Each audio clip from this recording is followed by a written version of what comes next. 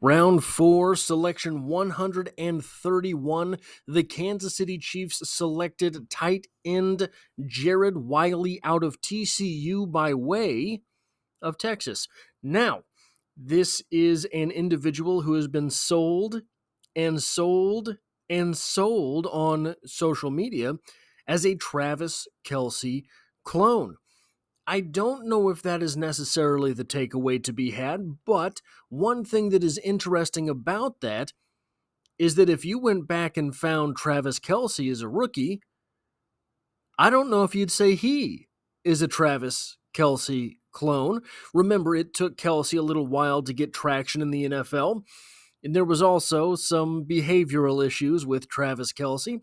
So this video will be broken down into 3 sections: a who section, where we talk about just who is Jared Wiley; a strengths and weaknesses section, talking about what it is that he is good at and what it is that Jared Wiley might need some work at; and finally, a section where we talk about just some analysis over the selection, what it means for the Kansas City Chiefs, what it is that Jared Wiley might bring to the team, etc. This is the 3rd video in a playlist here on the channel called 2024 Draft Picks, where I will be going through all of the draft picks that the Kansas City Chiefs made, as well as the UDFA list. The UDFA list, by the way, which will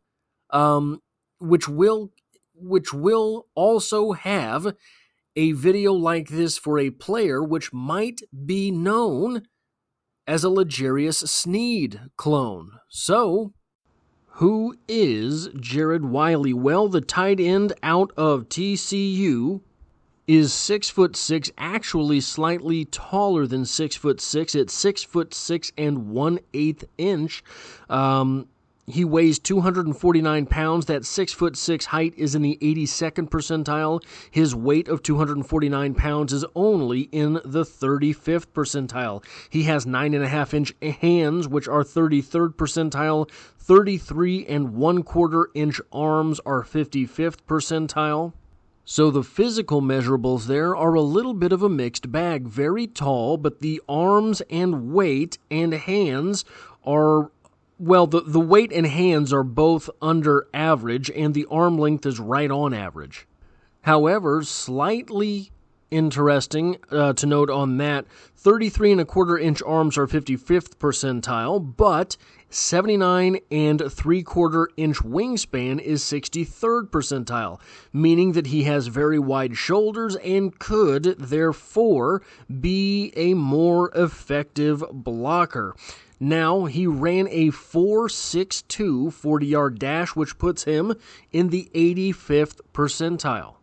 But a 1.62 10-yard split is only 67th percentile, meaning that he is an accelerator and a bit of a long strider. And I did not put this into the strengths and weaknesses, so I will just kind of mention what that means here. He's not the most crisp at running routes. Now, he does have a 37-inch vertical leap, which is 90th percentile, and we see a little bit of that problem with running routes with his 3-cone drill of 719, which is only 48th percentile.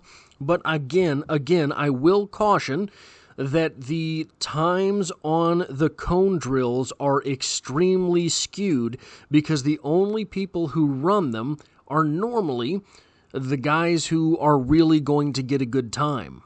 Getting a very bad time at one of these cone drills, either the short shuttle or the 3-cone drill, can be absolutely devastating to your draft stock, so a lot of guys just don't do it. He has a 118-inch broad jump, which puts him in the 69th percentile. So really, when you're looking at him from an athletic standpoint, you have a bit of a mixed bag. Again, the hand and weight measurables are not ideal. The 10-yard split is a little bit slow. The broad jump, not particularly great. The 3-cone drill, pretty bad.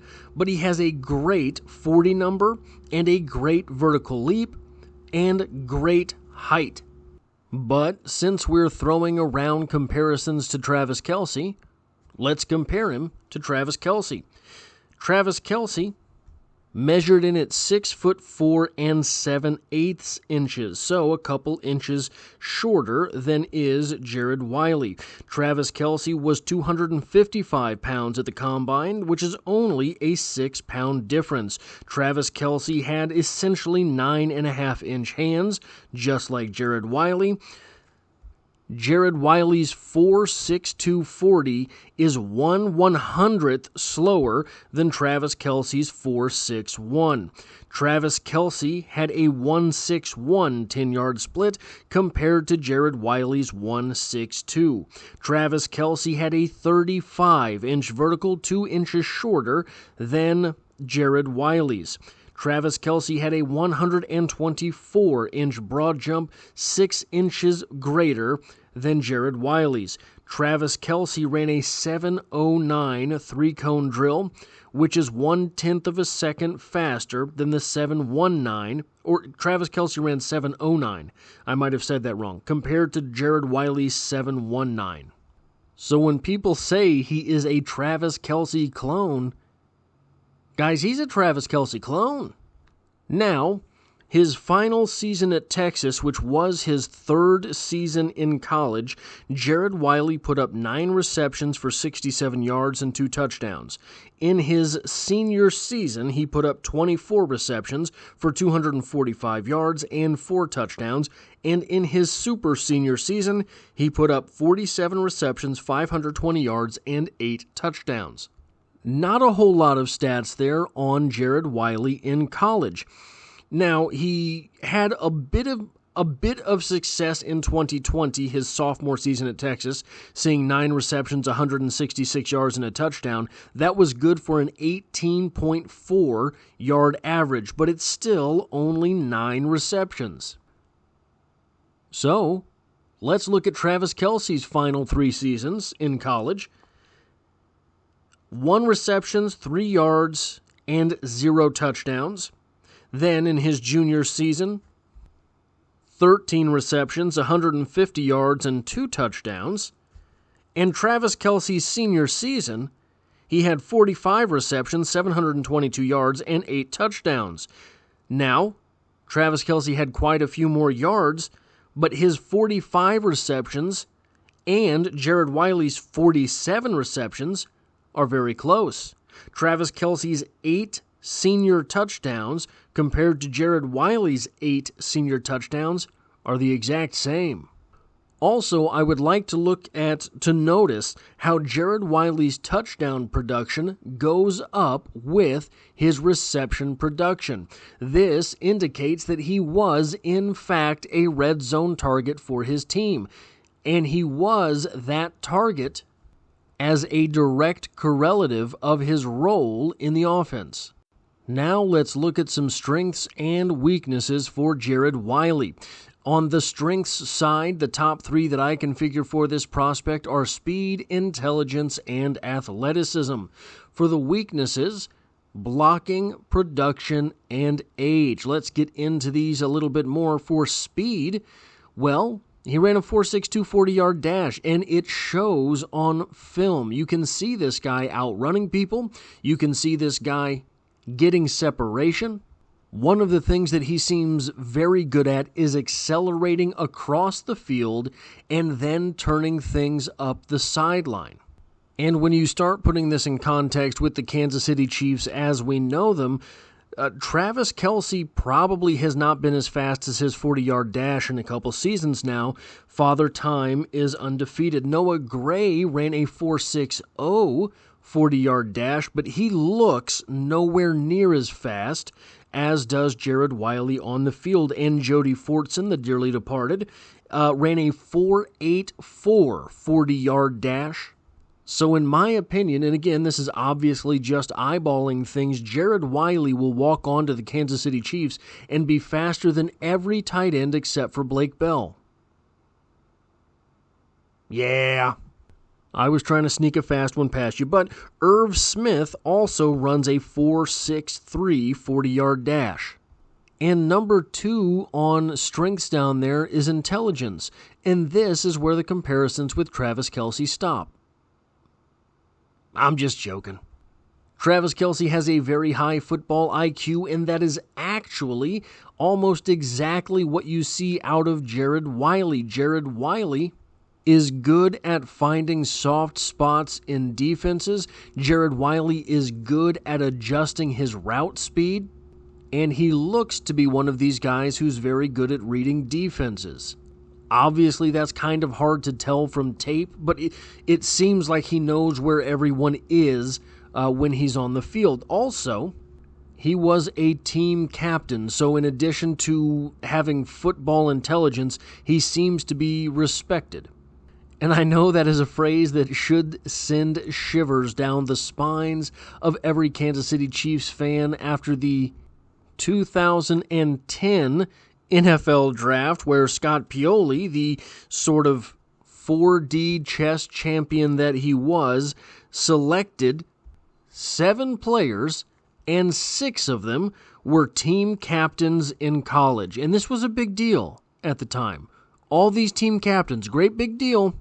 And let me run down the names in that draft. Eric Berry, Dexter McCluster, Javier Arenas, John Asamoah, Tony Brokey-Mioki, Kendrick Lewis, and Cameron Sheffield. Which one of those players was not a team captain? I cannot remember. However, one thing that's interesting to note about that draft, probably many of those players you don't remember, it was not, however, by ultimate standards, a particularly bad draft. What do I mean by that? Well, Eric Berry was obviously a star, but Dexter McCluster played 7 years in the NFL. Javier Arenas, 5 years. John Asamoah, 5 years. Tony Moeaki, 5 years. Kendrick Lewis, 8 years. Even the final draft pick, who was a 5th rounder, by the way, 142 overall, Cameron Sheffield, played a couple seasons in the league. Anyway, Jared Wiley was a team captain. That is a good thing. And I know it looks strange to list speed and athleticism separately, especially after I kind of ragged on some of his timings. I ragged on some of his times. And I'm going to be 100% honest with you. I have nothing that I can point to and make this case. But when you watch Jared Wiley on the field, he looks like an athlete. He's not a big, lumbering tight end the way that you saw from Blake Bell. He is not a John Ross, just a fast guy. If you told me that we were, for some reason, going to play basketball, going to play baseball, if you told me we were going to play sepak takraw, if you told me we were going to start a fight club, I would believe that Jared Wiley would be a valuable member of any of those endeavors. He is that kind of athletic. On the weaknesses, number 1, blocking. Now, he looks to be a very willing blocker. He does not look to be a very effective blocker. Spending some time under the tutelage of Travis Kelce will probably do him very well in this regard. Travis Kelce is willing. Travis Kelce is effective. Travis Kelce's not a devastating blocker, and probably this has contributed to Travis Kelce's longevity in the league. You don't have to be a great devastating Trey Smith type blocker in order to help spring the running back for a run. If Travis Kelce can help Jared Wiley understand how... So the thing with Jared Wiley is I think that he gets bullied around more than he should. I think that sometimes Travis Kelce gives up ground to people, but the person to whom he's giving up ground does not devastate the outcome of the play. I don't think Jared Wiley right now could be left one-on-one with a defensive end in the NFL and expect things to go all right. But again, he does appear to be willing to do the dirty work, so that's half the battle right there. Now you know, and knowing is the other half of the battle. Number 2, production. Now, we went over a little bit about how unproductive most of Travis Kelce's college career was as well, but he did have a breakout 45 reception, 722-yard season his senior year in college. Now, especially for a position like tight end, the production is not the biggest part of things. I am not too terribly worried over the fact that he did not have a quote-unquote breakout season. 47 receptions, 520 yards, and 8 touchdowns is a really good season for a tight end at the college level. I'm not sure what it is that really sort of skews that exchange rate between the college level and the NFL when it comes to tight ends. I mean, you can go back and questionably the first greatest receiving tight end of all time, Tony Gonzalez, only had a 699-yard season at Cal his junior year in college. Now, different age, etc., yeah, but Tony Gonzalez was someone who definitely broke the mold at tight end. And no, when I say first greatest, I don't mean greater than Travis Kelce. What I mean is he was the first greatest tight end ever when it came to basically being a receiver at the position. There were other guys. I'm not going to get into the debate now. You know what I'm saying. And finally, age. Now, Jared Wiley is 23 and a half years old right now. Travis Kelce was 24 during his rookie season in the NFL. Travis Kelce born in October, Jared Wiley born in November. So essentially, they are entering the NFL at basically the same age, so it's not the biggest deal in the world. And remember, Travis Kelce missed almost the entirety of his rookie season. So in essence, Travis Kelce was about 25 by the time he started making an impact in the NFL. But Brett Veach has proven time and again that what he prefers is to get guys that did not have to finish their college careers. He thinks there is still more upside in that player if you get them earlier in their developmental cycle. But prospects cannot check every single box. So how do I feel about the Jared Wiley selection, what it will mean for the Kansas City Chiefs, what Jared Wiley will be doing on the field for the team, etc.? Here's the thing that stands out to me, especially when you're looking at this pick, is the Kansas City Chiefs now have Rashee Rice, who is a legitimate number 1 receiver in the NFL, Hollywood Brown, who I think could be a legitimate number 1 wide receiver in the NFL, especially when you pair him with an arm talent like Patrick Mahomes. Xavier Worthy, who, if he fulfills his potential, will be able to have number 1 wide receiver type impacts on games. I thought that at that point, everything else was going to be gravy. The Kansas City Chiefs have a star tight end, have a Hall of Famer, first ballot Hall of Famer tight end in Travis Kelce. Noah Gray is a serviceable backup tight end. Irv Smith could have been a more productive third tight end than anyone who has been on the Kansas City Chiefs the past few years. I kind of thought that it would be the bottom of the wide receiver group that was getting sorted out in the preseason this year, and that would really sort of round out what it meant for the Kansas City Chiefs offense to be throwing the football. I thought that mainly with those 3 wide receivers that the Kansas City Chiefs have, the multiple tight end sets would likely be on the outs. It seems I was wrong. And I'll be very honest, I had done some work on the tight ends in this draft class. I hadn't done a whole lot of work on Jared Wiley. When you look at his statistics and his statistics over the course of multiple years, I think it's understandable why. But going back and trying to figure out the Jared Wiley question and what it means for the Kansas City Chiefs, I don't think that Jared Wiley was selected by Brett Veach with sort of a shrug and a nod. What I mean by that is I don't think he was just the top player on the board at that time. So, going best player available, Brett Veach made the pick. I don't think that. I think there might be legitimate plans for a guy like Jared Wiley in this offense. When the opportunity presented itself, the Chiefs had to make the selection. Now, I have been told time and again that my bias against Noah Gray has no grounding. I have been told time and again that Noah Gray is a good backup tight end. I have been told time and again that I am being too harsh on Noah Gray, and maybe that's correct. Maybe it is. Maybe I am missing something with Noah Gray. That said, I don't think Noah Gray is going to be the backup tight end this season. If Jared Wiley is in the NFL, who he seems to be, I think he's going to come in and take the backup tight end position pretty easily away from Noah Gray. So now we have a conundrum at the third tight end position, Noah Gray or Irv Smith. Now, of course, at this time, the Kansas City Chiefs also have Garrett Prince and Isaiah Gathings. I don't see either of those guys being real competitors with Noah Gray or Irv Smith.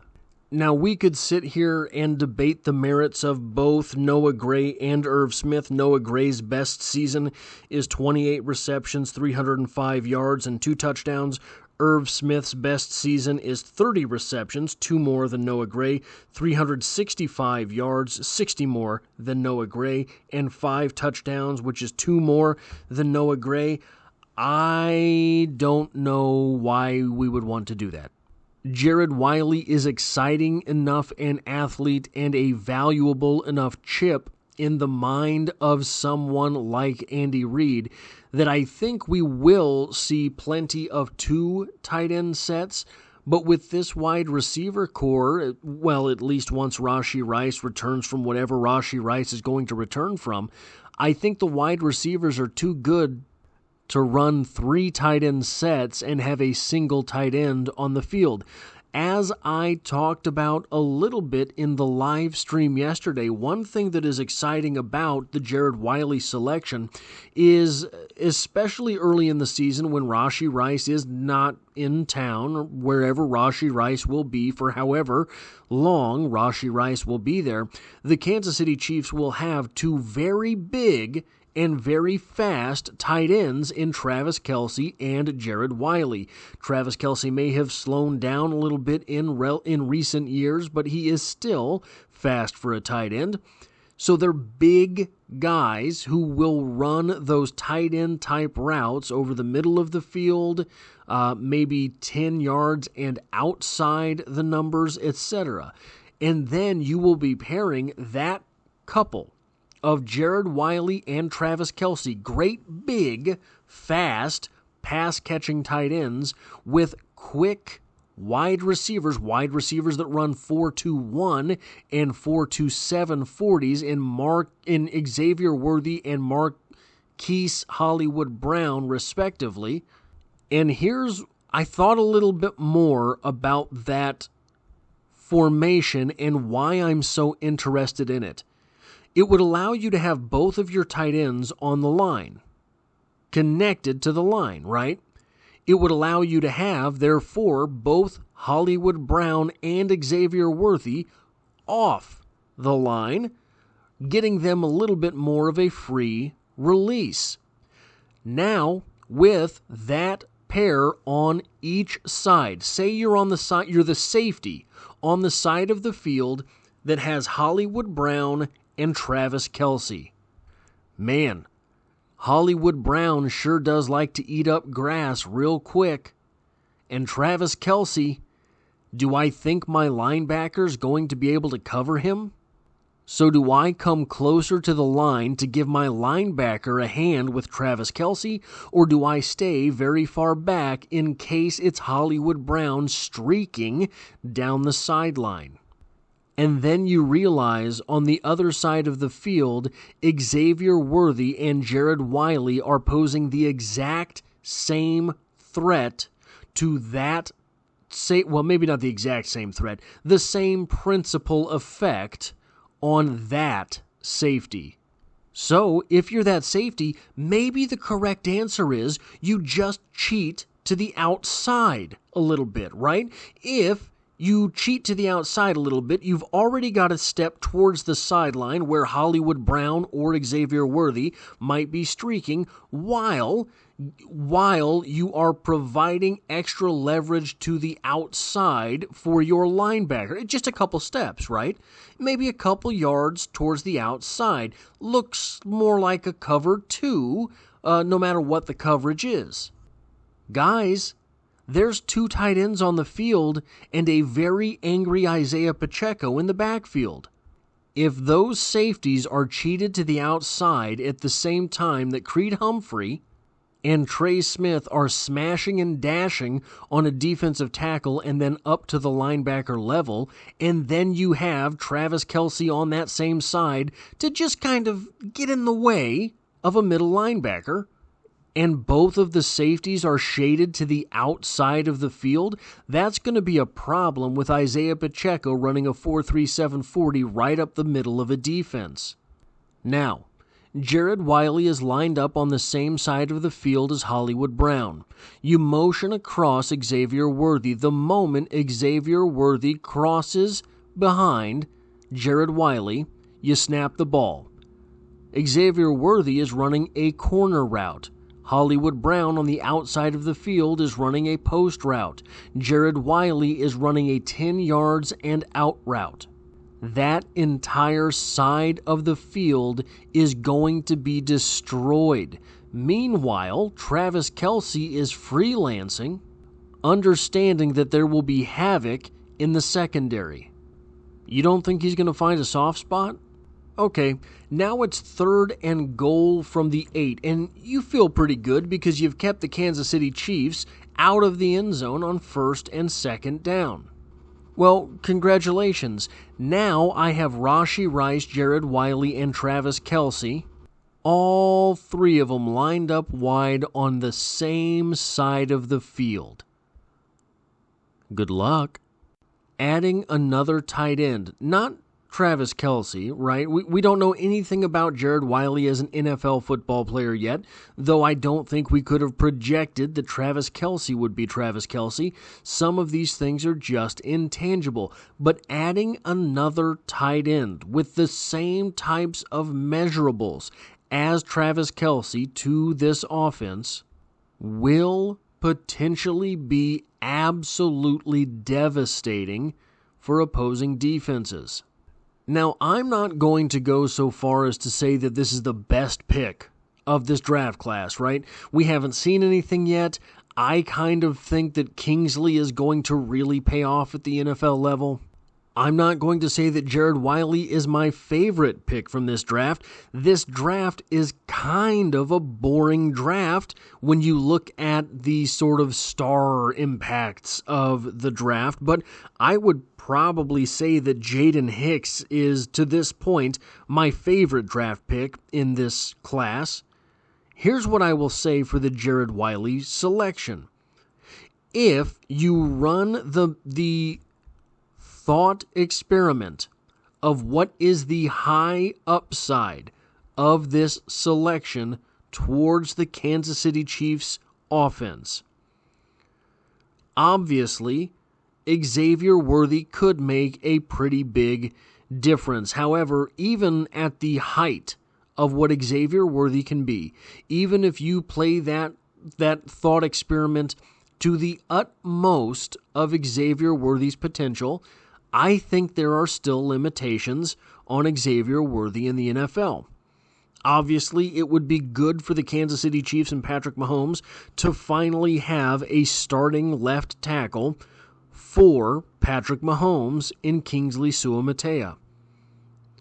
But if you want to really break things down, if you really want to get into the nuts and bolts of an offense, if you really want to say what is the upside for this pick, what is the upside for this offense if X, Y, or Z reaches their full potential, Jared Wiley's full potential might be Travis Kelce.